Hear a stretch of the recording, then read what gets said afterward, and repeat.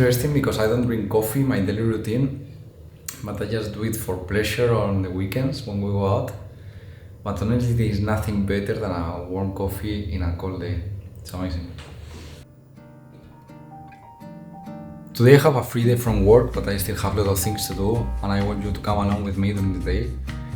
I want to use this opportunity also to show you the equipment that I use in my shootings. I have a shooting on the weekend, and I'm gonna prepare the equipment, so I thought that it's a good opportunity to show you, because I'm always very interested of looking at what people have in their camera backpacks and luggage and stuff. So yeah, let's do it.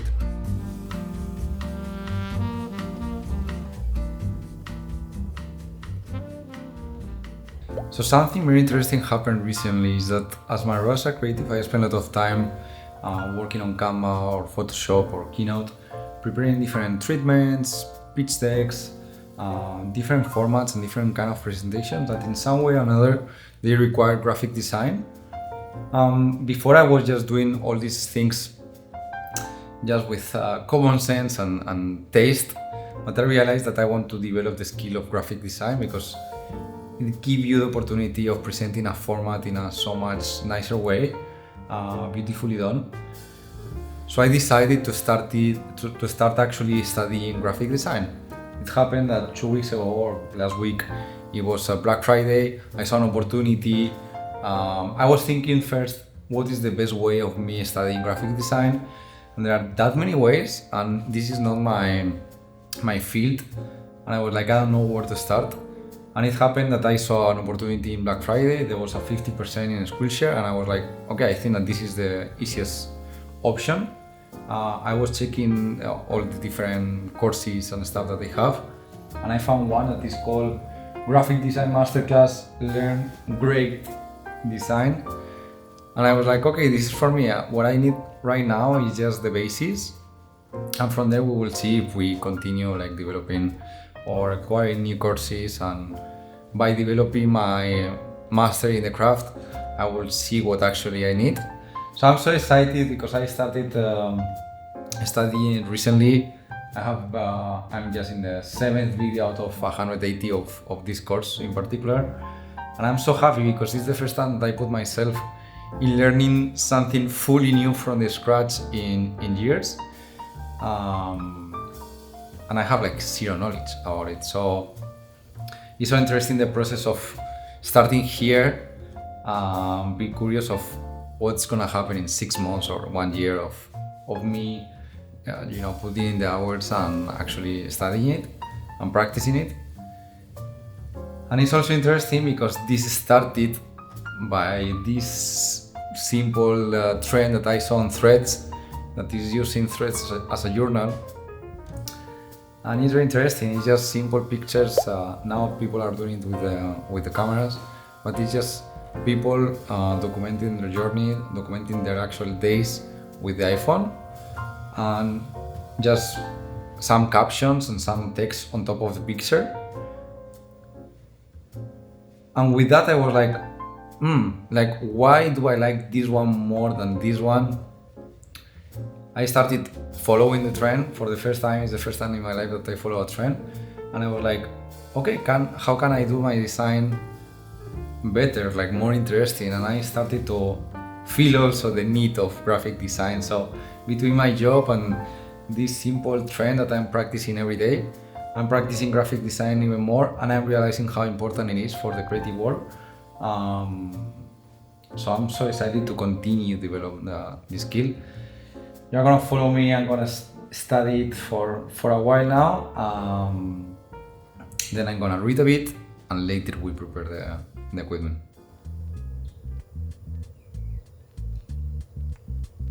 So this is the course that I was talking about, the Graphic Design Masterclass.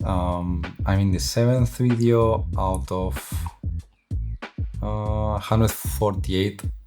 Check before 180 or something like that, 148. And it's very interesting because you have a lot of resources also, which is very nice.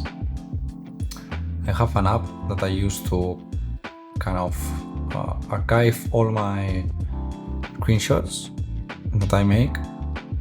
And from the course already in 7 videos, I have 86 screenshots with all the different things that call my attention,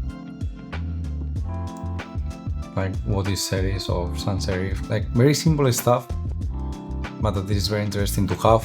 Or it was very interesting also the new logo of Google and the old one. With this you clearly see that they adapt to the feature with more like minimal and easier design. Instead of using the serif, now they go for sans serif and make it more modern. So yeah, I'm very excited of putting myself in the spot of learning a new skill from the scratch, from actual zero. I think that is a very good complementary skill that I can mix with my marketing, business knowledge, with my creativity knowledge and filmmaking. Like this, I can position myself as a really good creative director. As it is also interesting because when I was studying my master in post-production, and actually first in the school of photography, Photoshop, when we had this class of Photoshop for photography, not in a graphic design way, my friend Jimmy and I was the class that we were always avoiding because we were more like artists in the moment. We didn't want to have we were not interested in the technical knowledge of Photoshop or InDesign or stuff like that. And it's funny how years after that, I'm super interested about it and I want to be a master in, for now, Photoshop and InDesign, and in the future Illustrator. So yeah, let's see how I'm gonna document the journey. So yeah, you're gonna see my evolution in knowledge. We can align when designing layouts. It's best to follow the subject matter's direction. We can align to the left against the model all of our text elements. This is going with hues. In this layout, we have our subject matter, the woman, off to the left. When designing layouts, it's best to follow the subject matter's direction. We can align to the left against the model all of our text elements. By the way, on the 5th of June of 2023, I shared a tweet that says, I want to create the habit of reading more. I'm gonna start with the most simple version of it, one tweet every day. It's so interesting because I didn't accomplish it back then, but now I saw this trend that I was talking about, and finally I just have the concept, and it doesn't matter that it's a daily journal or actually one tweet or thread a day with whatever topic. I just selected that because I knew that there is something every day in my life that is happening. So it's very easy to take 3-4 pictures a day, share it, go put the picture on Photoshop and create a little design about it. And for me it's a way and it's an excuse of developing this creative muscle and every day being sharpening your skills as a creative. It's the same way of these vlogs. I'm not good at it for now. I'm really bad actually. Just some minutes ago before starting recording, I wrote my wife and I was like, I think that I'm gonna just drop the vlogs for now. Like I don't have a style, I don't know how to do them, I don't know how to tell a story. I think that I'm complicating my life. And of course you're complicating your life, no one is telling you you need to do it. But if you actually want to improve in something, you need to do it. You need to practice almost, if possible, every day. I cannot vlog every day, but I'm practicing every week. What I'm doing every day is learning, and what I'm doing every day is sharing one thread. And I'm starting to share more on social media. And all these kind of things help you develop this creative muscle. But everything's about repetition. We need to practice more, we need to do more, we need to share more. And when we arrive to this mental block of I don't know how to do it, this is the best spot that we can be in, because it's there where you start thinking. Now I'm thinking, now I'm starting to check new angles, I'm trying to think what's happening in my brain, what I'm curious about. I didn't realize that this was an interesting story, like sharing about my graphic design, but I'm so excited. So if I'm excited, someone else will be excited about it. And maybe someone will be motivated because of listening to me learning a new skill. So yeah, the art of being there every day, the art of doing every day, together and join with the art of sharing. Because if we don't share, it will be there. And when sharing is when you actually realize, I don't like it. It was not that good to share. Or yeah, let's continue in that direction. I think that everything is starting to take a direction. By the way, I just received an email. We need to make a little break because I received a package, so let's go for it.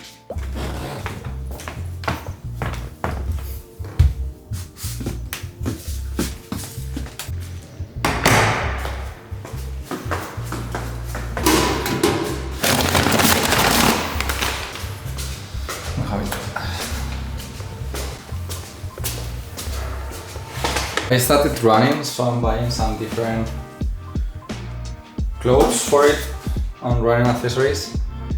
I'm ultra excited about it. It's as exciting as the graphic design chapter, but about it we will talk in another video because if not we can stay here forever.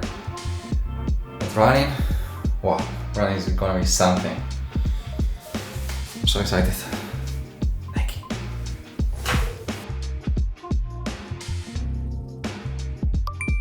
Okay, so first is very important the format. Where do you carry the equipment?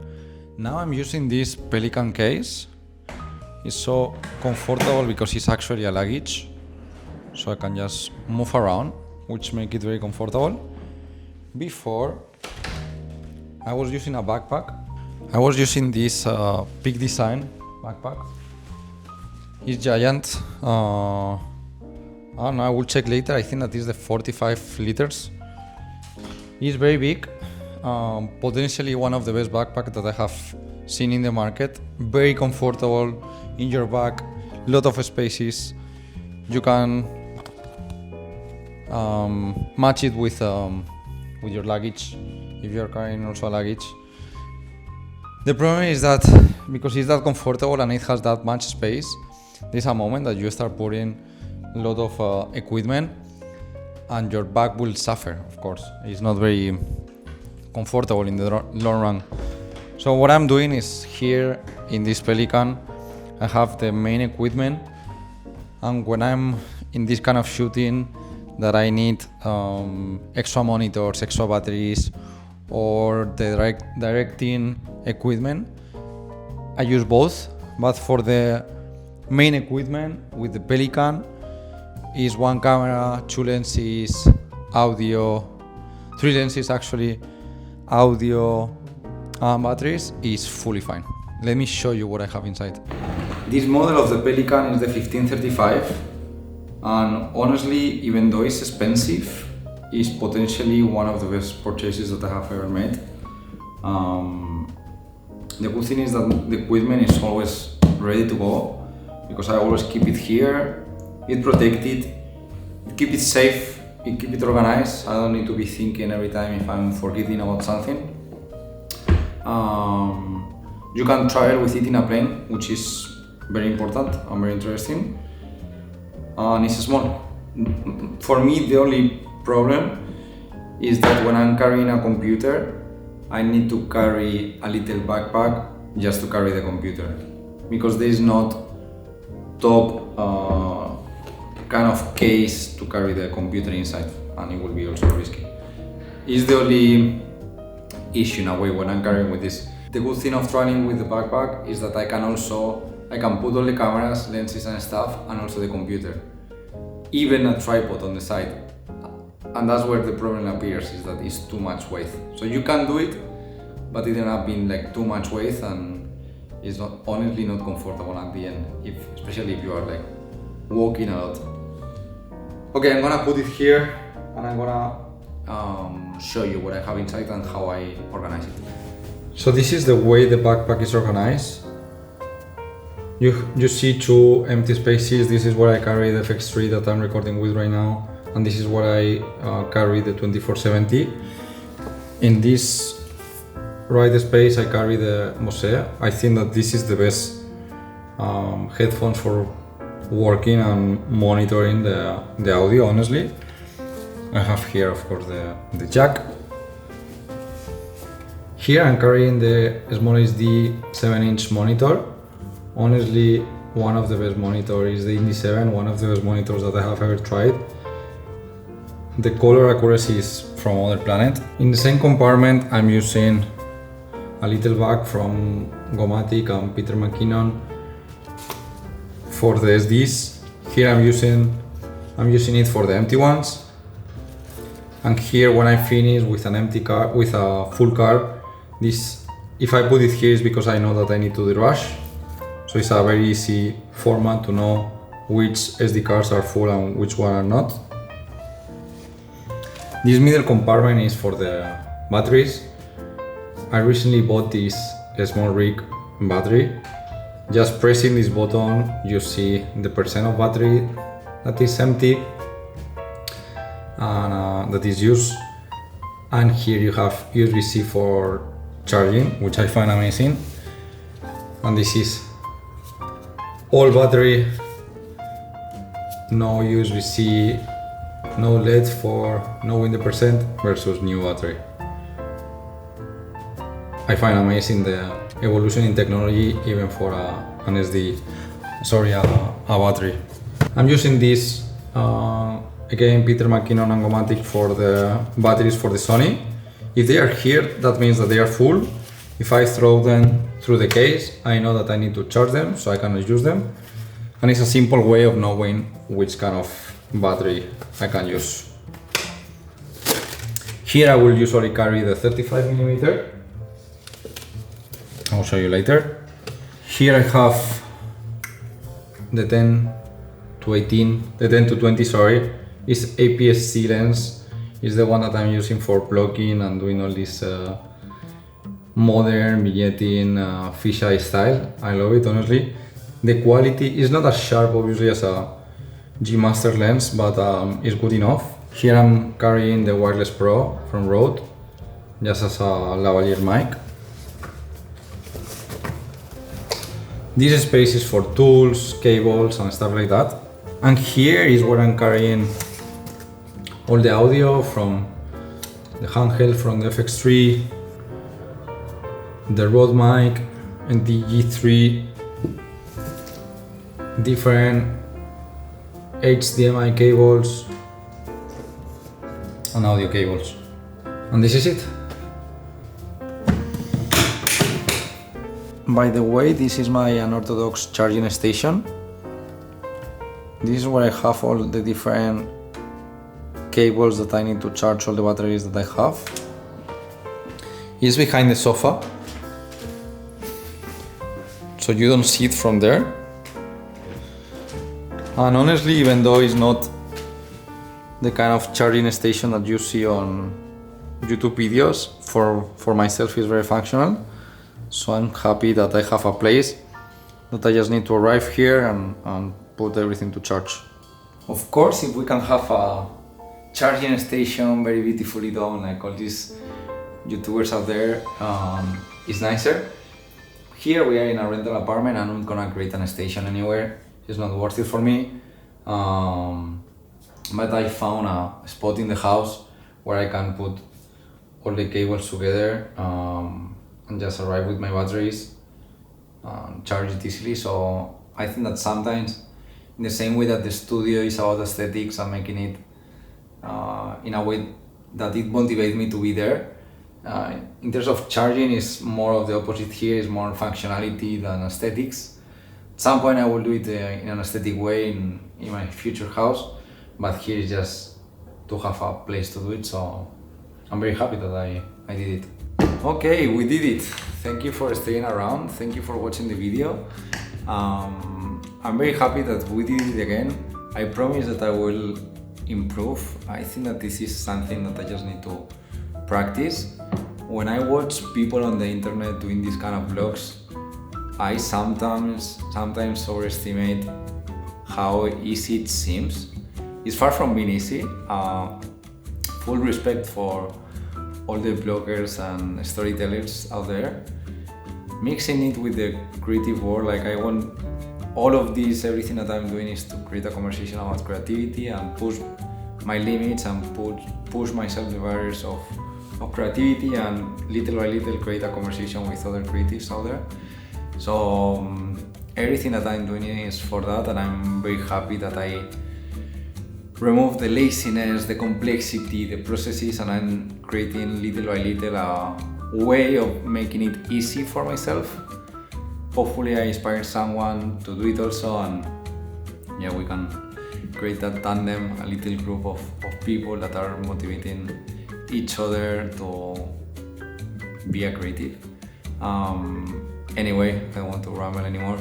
Thank you for watching. I hope that it was useful in some way or another, that you have fun watching it, and hopefully see you next week. Bye.